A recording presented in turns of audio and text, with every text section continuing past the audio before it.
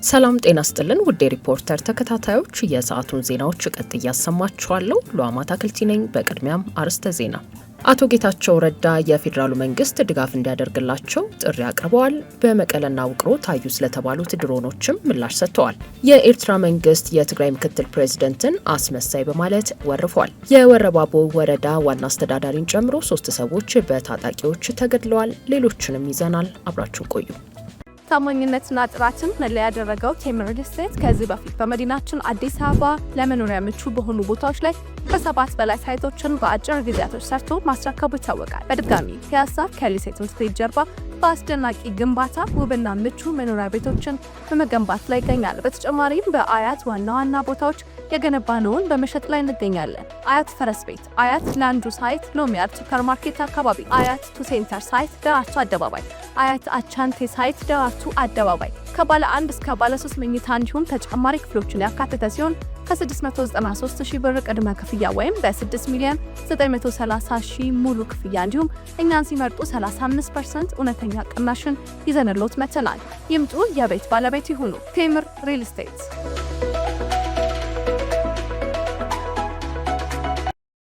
በማይናማር አስቸጋሪ ሁኔታ ውስጥ የነበሩ 43 ኢትዮጵያውያን ወደ ሀገራቸው ተመልሰዋል። ማይናማር በአስቸጋሪ ሁኔታ ውስጥ የነበሩ 43 ኢትዮጵያውያን ዛሬ መጋቢት 3 ቀን 2017 ዓ.ም ወደ ሀገራቸው መመለሳቸውን የውጭ ጉዳይ ሚኒስቴር አስታውቋል።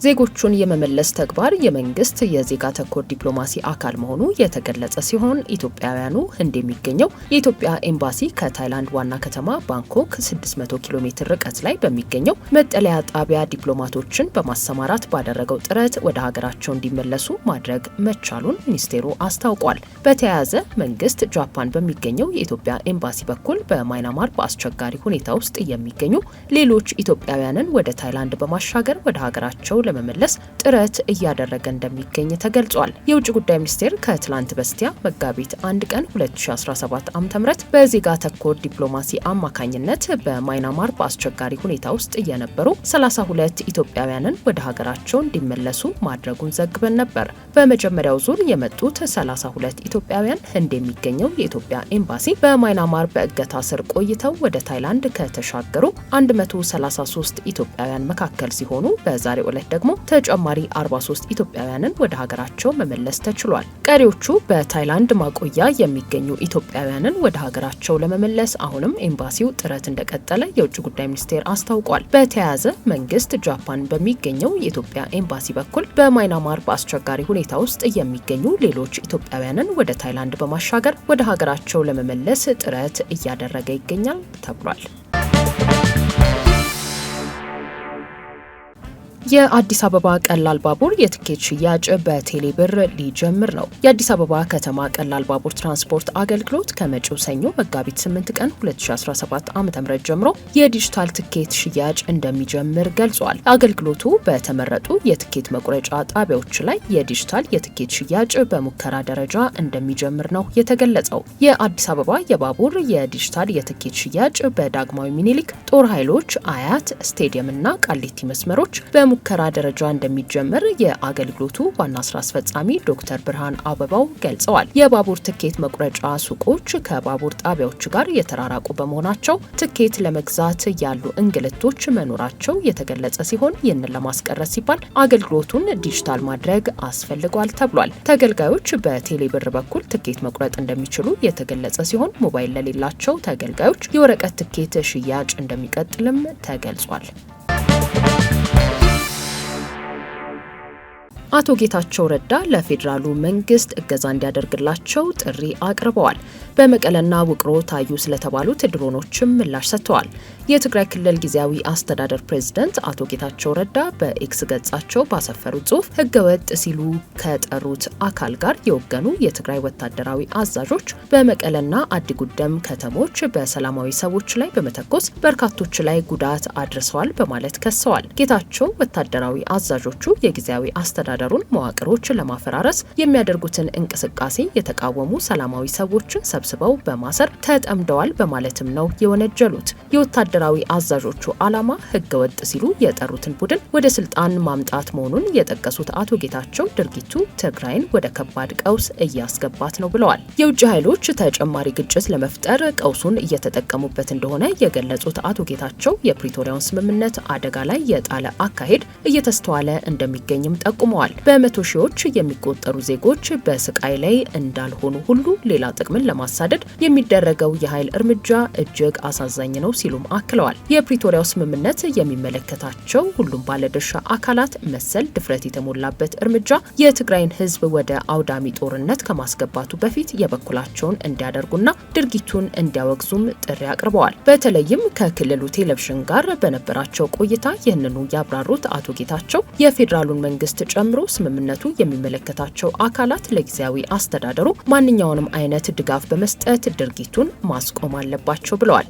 ጉዳዩ ፕሬዝደንትን ከስልጣን የማንሳት አሊያም ካቢኔን የማፍረስ ጉዳይ ብቻ ሳይሆን ለህዝቡ ዘላቂ ሰላምን መስጠት ነው ያሉ ሲሆን አሁን ያለው ሁኔታ ግን በእጅጉ ተቃራኒ ነው ሲሉ ነው የገለጹት። በመቀለና ውቅሮ ከተማ ድሮኖች ታይተዋል በሚል እየተሰራጨ ስላለው መረጃ ጥያቄ የቀረበላቸው አቶ ጌታቸው ስለ ሁኔታው መስማታቸውን ጠቅሰው የድሮን እንቅስቃሴ ካለ ተገቢነት የለውም፣ የኤርትራ ወይንም የግብጽ መንግስታት ያላቸውን አቅም ሊጠቀሙ ይችላሉ። በፕሪቶሪያው ስምምነት መሰረት ግን ምንም አይነት ለጦርነት የሚውል መሳሪያ አይፈቀድም ብለዋል። ነገር ግን ዓለም አቀፍ በረራዎች ሲኖሩ ከአውሮፕላኖች ውጪ ታይተዋል ስለተባሉት ድሮኖች መረጃው እንደሌላቸው ነው የተናገሩት። If the drone activities are around Mekelle, that's totally unacceptable. But I'm not going to say whether in their engagements with the Eritreans or with the Egyptians, they use whatever assets they have. But the Pretoria Agreement makes it abundantly clear that no such hostile activities will be allowed in Tigray. And I have reason to believe that whatever signs there are, they should not be directed against any part of Tigray. በኢትዮጵያና ኤርትራ መካከል ሊቀሰቀስ ስለሚችለው ጦርነት ሲጠየቁም ጦርነት እንዳይቀሰቀስ ያላቸውን ፍላጎት ገልጸው ጦርነት ቢቀሰቀስ እንኳን የትግራይን ሕዝብ ችግር ውስጥ እንዲከት እንደማይፈልጉ አስምረዋል። ጥቂት ባልደረቦቻችን ግን የዚህ አካል የመሆንን አደጋ አላሰቡበትም ሲሉ ወቅሰዋል። ከዚህ ባሻገር አቶ ጌታቸው በጊዜያዊነት ያገዷቸውን የሰራዊቱ ከፍተኛ አመራሮች ጉዳይ ሲገልጹ በቀድሞ ጓዶቼ ላይ መሰል እርምጃ መወሰዱ ቢያሳዝነኝም እርምጃው ተገቢ ነው፣ አላስፈላጊና ህገወጥ ህዝቡን አደጋ ላይ የሚጥል ሁኔታ ሲፈጠር ድርጊቱን ማውገዝ ግን ተገቢ ነው ሲሉ አቋማቸውን ገልጸዋል። አቶ ጌታቸው ያሳለፉትን የእግድ ውሳኔ ተከትሎ በሌተናል ጀነራል ታደሰ ወረደ የሚመራው የክልሉ ሰላምና ጸጥታ ቢሮ እንዲሁም በዶክተር ደብረጽዮን ገብረ ሚካኤል የሚመራው ህወሓት ውሳኔውን ውድቅ ማድረጋቸው ይታወሳል። የወረባቦ ወረዳ ዋና አስተዳዳሪን ጨምሮ 3 ሰዎች በታጣቂዎች ተገድለዋል። በአማራ ክልል ደቡብ ወሎ ዞን የወረባቦ ወረዳ ዋና አስተዳዳሪ አቶ ፈንታው ከበደ፣ የወረዳው ፖሊስ ጽሕፈት ቤት ኃላፊ ኢንስፔክተር አዲስ ዘመን ፍስሐና ይጓዙበት የነበረው ተሽከርካሪ ሾፌር አቶ ከበደ እንድሪስ ማክሰኞ መጋቢት 2 ቀን 2017 ዓ.ም በታጠቁ ኃይሎች በተፈጸመባቸው ጥቃት መገደላቸውን የደቡብ ወሎ ዞን ገልጿል። ስለተፈጸመው ጥቃት ሪፖርተር ጥያቄ ያቀረበላቸው የደቡብ ወሎ ዞን ዋና አስተዳዳሪ አቶ አሊ መኮንን በሰጡት ምላሽ በጥቃቱ 2 የወረዳው ከፍተኛ ኃላፊዎችና ሾፌሩ መገደላቸውን አረጋግጠዋል። የሶስቱ ሰዎች ስርዓተ ቀብርም በወረዳው ቢስቲማ ከተማ ማክሰኞ ዕለት መፈጸሙን አቶ አሊ ገልጸዋል። የወረባቦ ወረዳ አስተዳደር መጋቢት 2 ቀን 2017 ዓ.ም በፌስቡክ ገጹ ባወጣው የሀዘን መግለጫ ድርጊቱን የፈጸሙት የታጠቁ ጽንፈኛ ኃይሎች ናቸው ብሏል። የዞኑ አስተዳዳሪ በበኩላቸው ድርጊቱ እንዴት ተፈጸመ፣ ማንስ ፈጸመው የሚለው እስካሁን እንዳልታወቀ በመጥቀስ አጠቃላይ ሁኔታውን ለማወቅ በዞን ደረጃ የምርመራ ቡድን ተዋቅሮ ቴክኒካዊ ምርመራ እየተደረገ መሆኑንና የሚደረስበትን ድምዳሜ እንደሚያሳውቁ ተናግረዋል። በደረሰው ጥቃት ሀዘኑን የገለጸው የወረባቦ ወረዳ አስተዳደር እነዚህ ጽንፈኛ ኃይሎች በሀሳብ ትግል ማሸነፍ ያልቻሉትን በጠመንጃ ለማስፈጸም ህዝብን ለማገልገል ደፋ ቀና ሲሉ የነበሩና አሁንም ህዝብን ለማገልገል በጉዞ ላይ ያሉ የወረዳ አመራሮችና ባለሙያዎችን መንገድ ላይ እየጠበቁ ጥቃት በማድረስና በመግደል ዓላማቸውን ለማሳካት እየጣሩ ይገኛሉ ብለዋል። የወረዳ አመራሮችና ባለሙያ የተገደሉበትን ድርጊት አሳዛኝ አሳዛኝ ክስተት ነው ሲሉ የገለጹት አቶ አሊ ከአንዳንድ የዞን አጎራባች አካባቢዎች አልፎ አልፎ ከተፈጠሩ ችግሮች ውጪ አብዛኛው የደቡብ ወሎ ዞን አካባቢ ሰላም ነው ሲሉ ተናግረዋል። የአካባቢው ህብረተሰብ የፌዴራልና የክልል የጸጥታ ኃይሎች በጋራ በመሆን የዞኑን ሰላም ለማስጠበቅ እየሰሩ ይገኛሉ ያሉት ዋና አስተዳዳሪው የልማትና የመልካም አስተዳደር ስራዎች እንደቀጠሉ መሆናቸው ነው ገልጸዋል።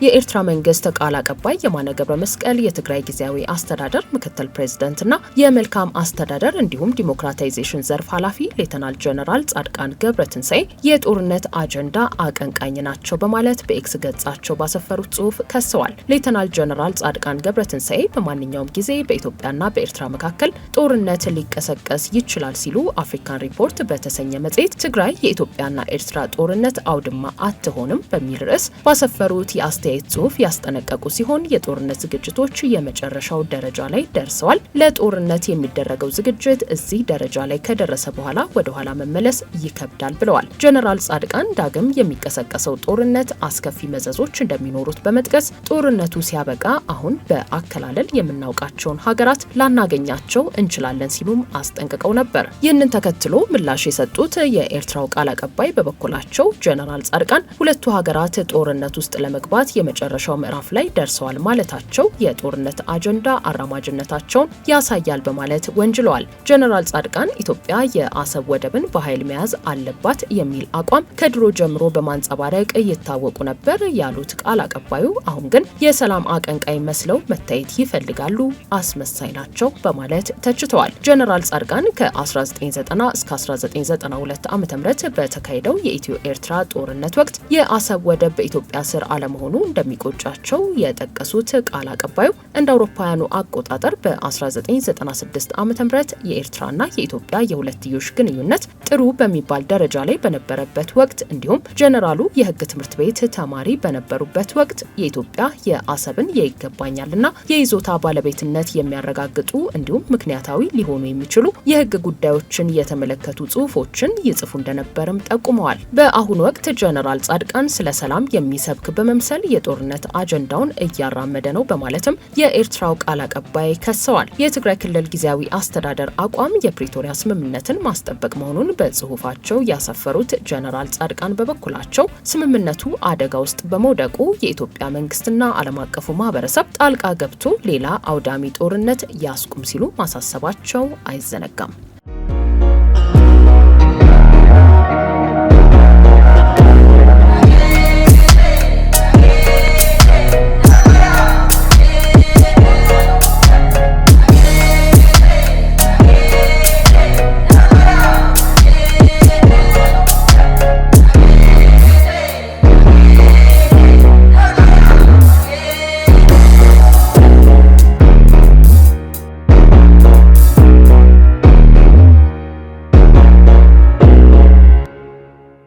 ውድ ሪፖርተር ተከታታዮች የሰዓቱ ዜናዎቻችን እነዚህ ነበሩ። ስላደመጣችሁን ከልብ እናመሰግናለን።